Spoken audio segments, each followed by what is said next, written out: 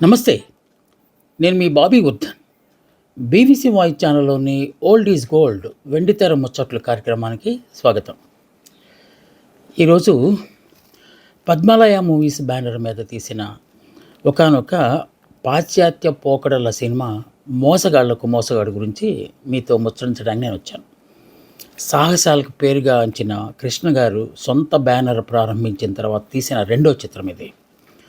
పద్మాలయ మూవీస్‌కి ఆయన బ్రాండ్ ఒక బ్రాండ్‌ని తీసుకొచ్చి చాలా సినిమాలను తీసి అనేక ప్రయోగాలకు ఆయన శ్రీకారం చుట్టాడు.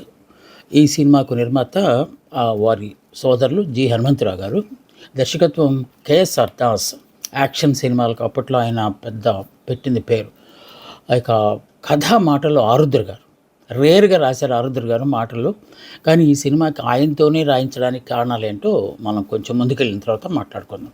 పాటలు ఆరుద్రతో పాటు కొన్ని హాస్యమైన పాటలు ఉన్నాయి కనుక అప్పలాచార్య అని అప్పట్లో ఈ హాస్యం పాటలు రాయడానికి పెట్టింది పేరు ఆయన్ని కూడా పాటలు రాయించారు. సంగీతం ఆదినారాయణరావు గారు.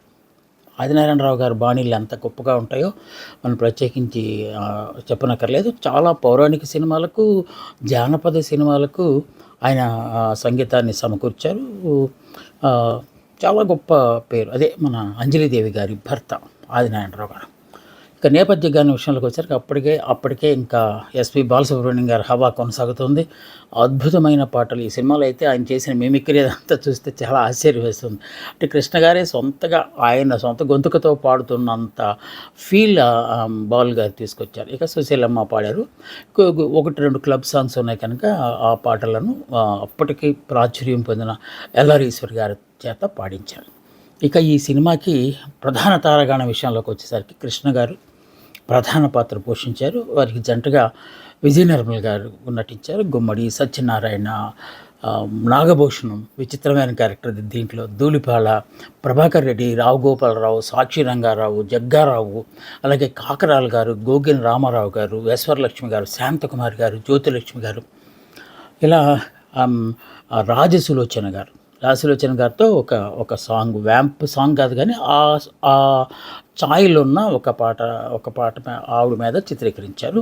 ఇక కృష్ణ గారు చిన్నతనంలో వేసిన పాత్రను వారి పెద్దబ్బాయి రమేష్ బాబు గారు వేశారు. ఆయన కూడా దీంట్లో ఉన్నారు. ఇంకొక సందర్భంలో జి. హనుమంతరావు గారు అంటే కృష్ణ గారి సోదరులు కూడా ఒక దృశ్యంలో చాలా అలా వచ్చేలా పోయి దృశ్యంలో ఆయన కనపడతారు. ఇవి కొన్ని సాంకేతిక సంబంధించిన అంశాలు. ఇక ఈ సినిమా తీస్తున్నప్పుడు జరిగిన కొన్ని సంఘటనల సమాహారాన్ని ఇప్పుడు మేము ముందుకు తీసుకొచ్చే ప్రయత్నం చేస్తాను. మొట్టమొదటిది కృష్ణ గారు సొంతగా పద్మాలయ బ్యానర్ ప్రారంభించిన తర్వాత వారి అమ్మాయి పద్మ గారు వారి పేరుతో ప్రారంభించిన తర్వాత అప్పటికే చాలామందికి చాలా సినిమాలు చేస్తారు. అప్పటిదాకా 50-60 సినిమాలు తీసుకున్నారు ఆయన. సో ఎందుకు మనం సొంతగా ఒక ఫిల్మ్ ఇది స్టార్ట్ చేయకూడదని చెప్పి ఆయన అనుకుని పద్మాలయ ఈ మూవీస్ పేరుతో దాన్ని స్టార్ట్ చేసిన తర్వాత ముందు అగ్ని పరీక్ష అని ఒక సినిమా తీశారు. 69లో ఇది ప్రారంభించింది ఏది పద్మాలయ. ఇక ఆ తర్వాత తీసిన సినిమా సొంత బ్యానర్ మీద ఇదే.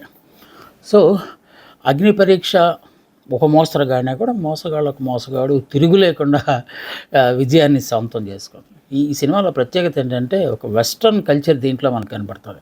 అప్పుడు దాకా హాలీవుడ్ సినిమాలకు అలవాటు పడిపోయిన వాళ్ళు ఒకసారి మోసగాడు చూసిన తర్వాత ఇది కూడా మన సినిమా కూడా హాలీవుడ్ లెవెల్లో ఉందే అనుకునే అంత పాశ్చాత్య పోకడలతో ఈ సినిమా తీశారు. అప్పటికే హాలీవుడ్లో ది బ్యాడ్, గుడ్, అగ్లీ, అలాగే మెకనాస్ గోల్డ్, ట్రెజర్ హంట్ సినిమాలు ఇవి. ఈ సినిమాల ప్రేరణతో ఈ సినిమా తీశారు. ఇది మోసగాళ్ళకు మోసగాడి సినిమా తీశారని అప్పట్లో ఒకటి ఉండేది. ఇది ఒక విధంగా నేటివిటీకి దగ్గరగా ఉండటం కోసం ఏం చేశారంటే 18వ శతాబ్దంలో బొబ్బిలి యుద్ధం అనంతరం జరిగిన దాన్ని ఒక చిన్న థ్రెడ్ తీసుకుని ఒక ఫ్యాంటసీగా ఈ సినిమాని తయారు చేసినట్టుగా అప్పుడు పెద్ద ప్రాచుర్యం పొందింది ఈ సినిమా.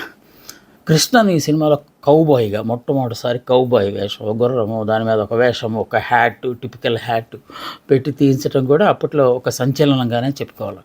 పూర్తి ఈస్ట్మన్ కలర్లో అత్యంత రిచ్గా ఈ సినిమాని తీశారు. ఎంత రిచ్గా తీశారో మనం కొంచెం ముందుకెళ్ళినాక మాట్లాడదాం. హాలీవుడ్ ప్రేరణతో తీసినా కూడా చాలామంది అనుకున్నారంటే హాలీవుడ్ని మక్కి దింపేశారు. అలా ప్రేరణతో తీసినా కూడా మన నేటివిటీకి ఏమాత్రం తగ్గకుండా ఇండియన్ సెల్యులాయిడ్కి అలాగే దక్షిణాది సినిమాలకు ఏమాత్రం తగ్గకుండా దీన్ని మెల్లగా మలిచే ప్రయత్నం చేశారు. ఎంత రిచ్గా తీశారు, ఇందాక మనం అన్నాం కదా, ఆ రిచ్గా తీసిందంటే అప్పట్లో సినిమా తీయటం అంటే 3-4 లక్షలు, అది హై బడ్జెట్ అనుకునేవాడు. కానీ ఈ సినిమాని 8 లక్షల రూపాయలు ఖర్చు పెట్టి తీశారంటే కృష్ణ గారి సాహసం ఏంటో ఇప్పటికే మనకి అర్థమైపోవాలి. ఎంత భారీ ఖర్చుతో తీసిన దక్షిణాదిలో తీసిన మొదటి సినిమాగా కూడా దీనికి పేరు వచ్చింది. సో అవుట్డోర్ షూటింగ్ అంతా బికనీరు, సిమ్లా, పాండిచ్చేరి ఇలాంటి ప్రాంతాల్లో తీశారు. ఈ సినిమా ఎడారి బేస్డ్గా ఉంటుంది. ఎడారిలో కూడా కొంత అదే ట్రెజర్ హంట్ అంటే ఎడారి కదా, దాన్ని రాజస్థాన్లో తీశారు. రాజస్థాన్లో తీయటం ఒక పెద్ద ఛాలెంజ్ అప్పట్లో. ఎందుకంటే సినిమా తారలంగానే క్యారవాన్లో కూర్చొని, ఏసీల్లో కూర్చొని, గొడుగుల కింద కూర్చొని, అలాంటిది ఎడారిలో తీయాలంటే చాలా సాహసమైన. అందుకే మనం ఇందాక చెప్పాం కదా, కృష్ణ గారు ఏ సాహసం చేసినా దానికి ఆ ఎడారిలోకి మధ్యలోకి వెళ్ళటానికి రైల్వే ట్రాక్ కూడా కృష్ణ గారు వేయించారు. ఎందుకంటే స్టాఫ్ అక్కడ దాకా వెళ్ళాలి అనే ఉద్దేశంతో అని అప్పట్లో చాలా పెద్ద ప్రాచుర్యం పొందింది. ట్రాక్ వేశారట. ఎందుకంటే ఇక్కడి నుంచి చెన్నై నుంచి నటీనటులు, సాంకేతిక నిపుణులు వెళ్ళాలంటే కొంతమంది పెద్దవాళ్ళందరూ విమానాల్లో వెళ్ళారు. ఆ తర్వాత మిగతా వాళ్ళు కొంతవరకు ట్రైన్లో వెళ్ళారు. అక్కడి నుంచి బస్సులు, ఇలా రకరకాల ట్రాన్స్పోర్ట్గా వెళ్ళి విడిది తీసుకోవడానికి కూడా ఒక ప్రత్యేకమైన ప్రాంతం. ఎందుకంటే షూట్ చేసే దగ్గరికి ఉన్న దగ్గరికి చాలా దూరంగా ఉంటుందని షూట్ చేసిన ఎడారి పరిసర ప్రాంతాల్లోనే తాత్కాలికంగా షెడ్లు లాంటివి నిర్మించి వాటిలో ఏసీలు అన్నీ బిగించి పెట్టారండి. ఎందుకంటే ఏసీ లేకపోతే అక్కడ ఎడారిలో బ్రతకడం అనేది చాలా కష్టమైన పని. గుర్రపు స్వారీలు కూడా ఈ సినిమా, అంటే కౌబాయ్ సినిమా అనగానే గుర్రాలు ఉంటాయి కదా, గుర్రాల మీద బోత్ మన కృష్ణ గారు, జయనిర్మల్ గారు కూడా గుర్రపు స్వారీలు చేస్తారు ఈ సినిమాలో. అలాగే నాగభూషణం, సత్యనారాయణ విలన్స్ వాళ్ళు కూడా, జగ్గారావు, వీళ్ళు కూడా గుర్రాల మీద.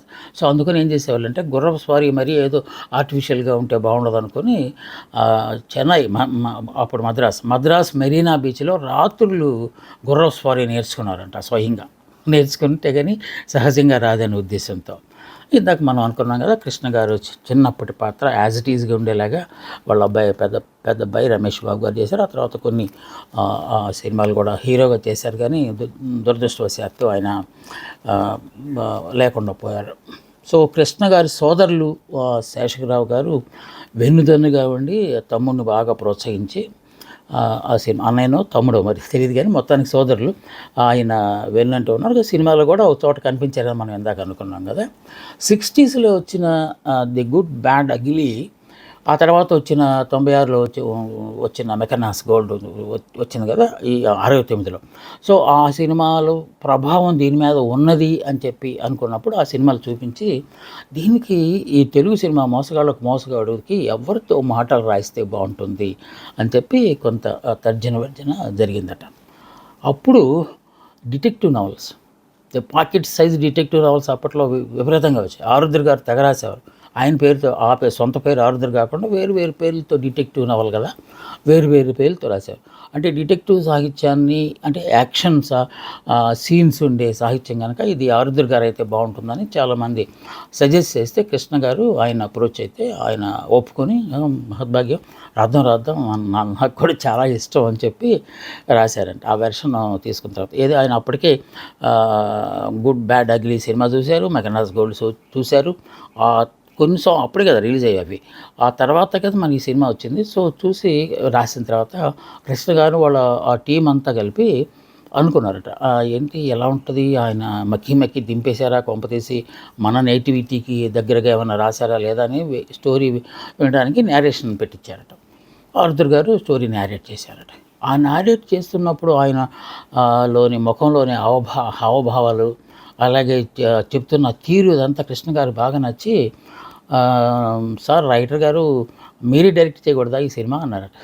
ఆయన అన్నారంటే, సార్ ఎవరు చేసే పని వాళ్ళే చేయాలి, నేను రాయటం వరకే నా పని, తీయటం వేరే వాళ్ళ పని, వేరే వాళ్ళతో తీయించాలంటే అప్పుడు ఎవరు అనుకున్నప్పుడు యాక్షన్ సినిమాలకి పెట్టింది పేరు. అప్పట్లోనే కొన్ని సినిమాలు తీసుకున్నారు ఆయన. కేఎస్ఆర్ దాస్ అనగానే కృష్ణ, ఆయన వాళ్ళిద్దరు కాంబినేషన్లో చాలా సినిమాలు వచ్చాయి. అప్పటికే ఆయన రౌడీ రాణి అంటే విజయలలిత వాళ్ళని ఒక కొత్త కొత్త కోణంలోంచి చూపించి తీసిన సినిమా అది. అది అది కూడా ఆల్మోస్ట్ ఈ క్రైమ్ సినిమా లాగానే ఉంటుంది.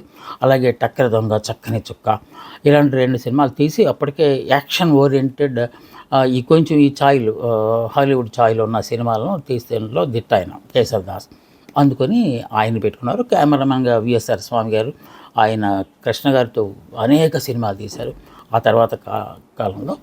సో టాలీవుడ్‌లో కృష్ణ మరి మన టాలీవుడ్‌లో కృష్ణ గారు వేసిన తొలి కౌబాయి ఆ తర్వాత కాలంలో చాలామందికి ఇన్స్పిరేషన్‌గా కలిగింది.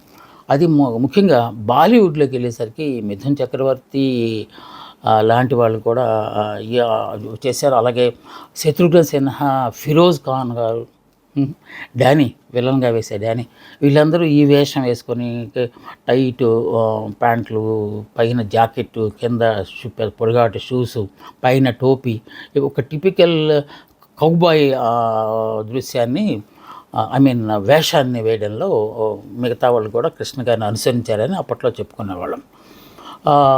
రాజసులోచన గారితో ఒక పాత్ర చేయించాలనుకున్నారు, కానీ పాత్ర ఒప్పుకోలేదు. ఒక డ్యాన్స్ సీక్వెన్స్ ఆవిడతో తీయించాలనుకుని చెప్పారు. అంటే హీరోని కవ్వించి బుట్టలో వేసి మొత్తానికి రహస్యాలు చెప్పించే పాత్ర అనమాట అది. ఆవిడ వ్యాంప్ క్యారెక్టర్ అనుకుని, మరీ కొరచ బట్టలు వేస్తారా ఏంటి, అలాగైతే నేను చేయలేనండి అని చెప్పి, లేదమ్మా అలా కాదు, మీరు అలా అనుకోవద్దు, మన సినిమా అంతా వెరైటీగా ఉంటుంది, మీకు మంచి బట్టలే వేస్తామని చెప్పి ఆ మాట వాళ్ళు నెరవేర్చుకున్నారు. చక్కని డ్రెస్తోనే ఆ పాట పాడించారు. ఎలా ఉండాలి, అలా ఒదిగిపోవాలి అనే పాట ఒకటి ఎల్ఆరీశ్వర గారు అద్భుతంగా పాడితే చాలా నీట్గా ఆ సాంగ్ తీశారు. రాజసులోచన గారికి ఇచ్చిన మాటను దాంట్లో వాళ్ళు నిలబెట్టుకున్నారు. ఇక ఈ సినిమాలో విలన్ని కృష్ణ గారు కుమ్మేస్తారు. కుమ్మేసినప్పుడు ఆయన కళ్ళు తిరిగిపోయి గిరగిర తిరిగే దృశ్యం ఉంటుంది. సో ఇప్పుడైతే గ్రాఫిక్స్లో దృశ్యాలు 360 డిగ్రీస్ కెమెరాతోనో మరి దేనితోనో చేయొచ్చు, ఏది గిరగిర తిరుగుతున్న ఆ ఎఫెక్ట్ తేవడానికి. ఎలాగా విఎస్ఆర్ స్వామి గారు ఎలాగ ఈ ఎఫెక్ట్ తేవాలి, ఆయన కొట్టంగానే దిమ్మ తిరిగిపోతుంది, అంత లోకం అంతా తిరుగుతున్నట్టు కనపడుతుంది అనే దాన్ని చేయాలనుకుంటే అప్పుడు సడన్గా ఒక ట్రెడిషనల్ ఐడియా వచ్చిందంటే ఆయనకి. లారీ టైర్ ఒక దాన్ని తెప్పించి ఆ టైర్లో కెమెరామెన్ను కూర్చోబెట్టి ఆ టైర్ని గిర తిప్పారట.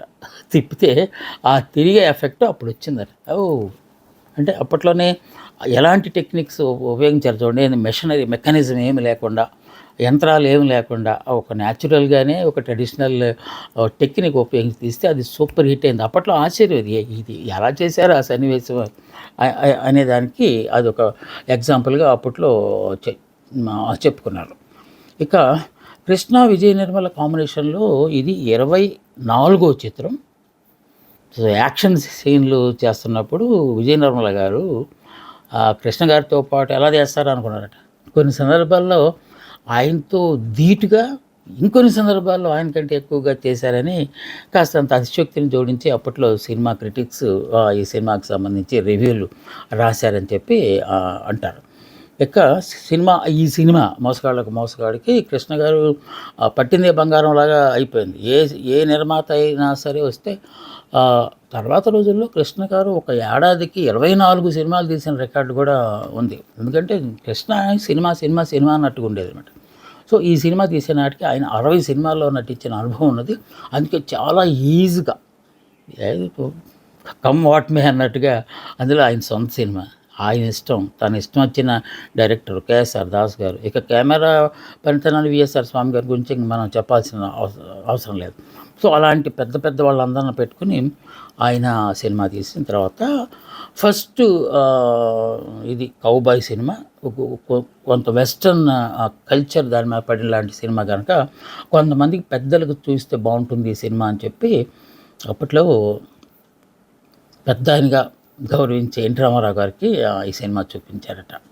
చూపిస్తే బాగుందయ్యా, చాలా బాగా తీసావు, మంచి ప్రయోగం ఇది, కాకుంటే ఉమెన్ ఆడియన్స్ కొంచెం దూరం అవుతారేమో, అది చూసుకో, ఎందుకంటే ఇదంతా మెన్ ఓరియంటెడ్గా ఉంది, పైగా కథ కూడా దానికి దగ్గరగానే ఉన్నట్టుందని ఒక సలహా ఇచ్చారట. ఆ తర్వాత దాన్ని ఆయన ఇంప్లిమెంట్ చేస్తూ 12 కాపురం సినిమా, అది మనం ఆ తర్వాత కొంతకాలం తర్వాత అది చెప్పుకుంటాం.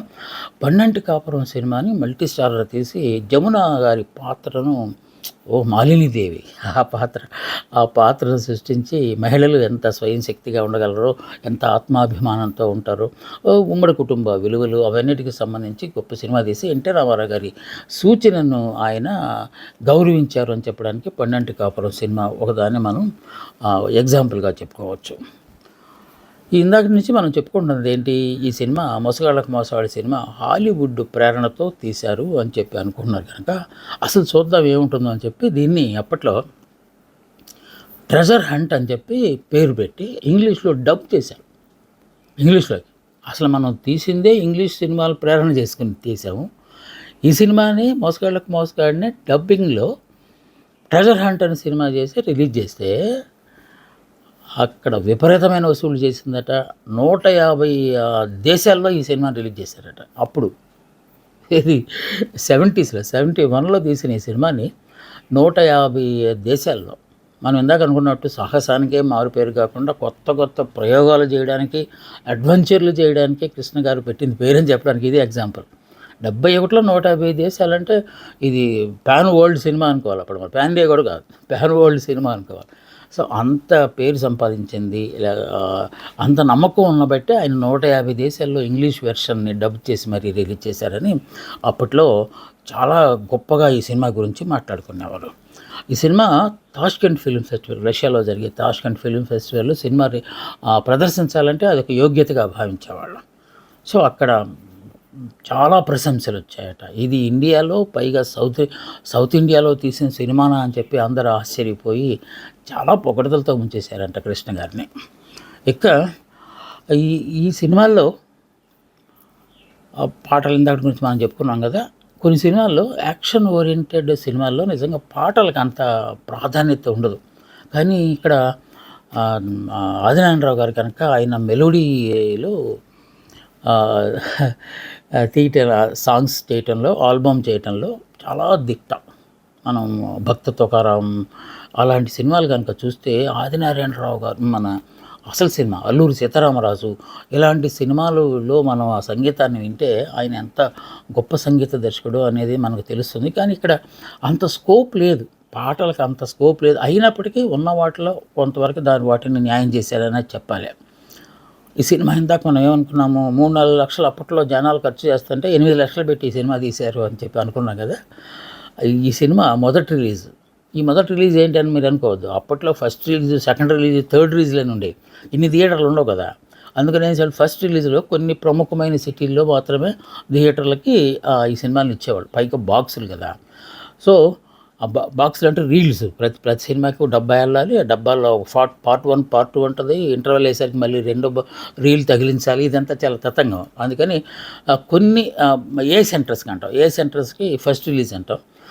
అలాగే బి సెంటర్లో కొన్ని సెంటర్లో లాస్ట్లో సి సెంటర్ అంటారు. అందుకని first release, second release, third release అంటారు. సో అలా ఫస్ట్ రిలీజ్ చేసినప్పుడే ఈ సినిమాకి 32 లక్షలు, అంటే 3 రెట్లు ఎక్కువ డబ్బులు వచ్చినాయట.